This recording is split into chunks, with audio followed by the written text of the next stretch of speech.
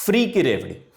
अगले साल की शुरुआत में दिल्ली में विधानसभा चुनाव होने हैं और फ्री की रेवड़ी एक बड़ा मुद्दा भी है। सत्ता पक्ष और विपक्ष दोनों ही फ्री की रेवड़ी के इर्द गिर्द अपना कैंपेन भी चला रहे हैं। और वैसे भी कितने ही राज्य की सरकारें बनने और गिरने में ऐसी योजनाओं का अहम योगदान होता है।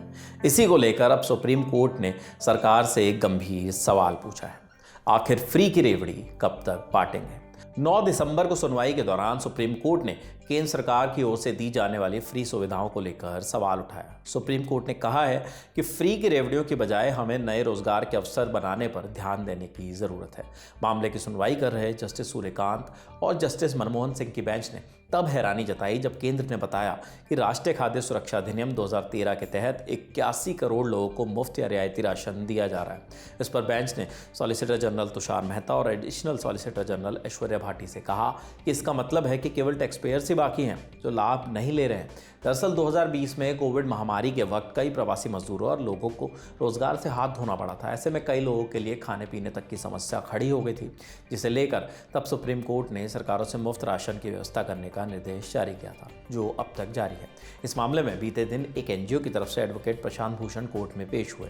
उन्होंने कोर्ट से कहा, जो भी प्रवासी मजदूर ई श्रम पोर्टल पर पंजीकृत हैं उन्हें तत्काल राहत प्रदान करने के लिए मुफ्त राशन के लिए निर्देश दिए जाने की ज़रूरत है।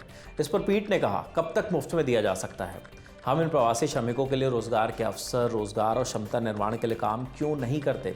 प्रशांत भूषण ने इसके बाद कहा, कोर्ट ने समय समय पर सभी राज्यों और केंद्र शासित प्रदेशों को प्रवासी मजदूरों के लिए राशन कार्ड जारी करने के निर्देश जारी किए हैं, जिससे वे केंद्र सरकार द्वारा दिए जाने वाले मुफ्त राशन का लाभ उठा सकें। उन्होंने कोर्ट के नए आदेश का भी जिक्र किया, जिसमें कोर्ट ने कहा था कि जिन लोगों के पास राशन कार्ड नहीं है लेकिन वो ई श्रम पोर्टल के तहत पंजीकृत है, उन्हें भी केंद्र द्वारा मुफ्त राशन दिया जाना चाहिए।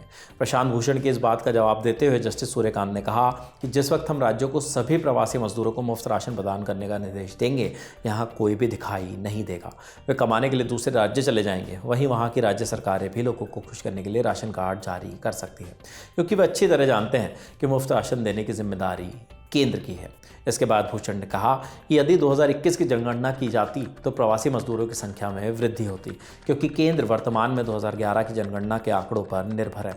इस पर बेंच ने फिर से कहा, हमें केंद्र और राज्यों के बीच विभाजन पैदा नहीं करना चाहिए, वरना ये बहुत मुश्किल होगा।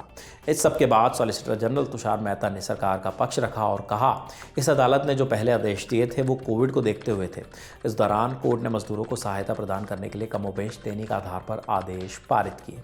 उन्होंने ये भी कहा कि सरकार राष्ट्रीय खाद्य सुरक्षा अधिनियम 2013 से बंधी हुई है और योजना की वैधानिकता से आगे नहीं जा सकती। इस मामले पर आगे जो भी अपडेट्स आएंगे हम आप तक वो भी पहुंचाएंगे। फिलहाल इस खबर में इतना ही। इस स्टोरी के लिए तमाम जानकारी जुटाई हमारे साथी शुभम ने। देखते रहिए दिल टॉप। शुक्रिया।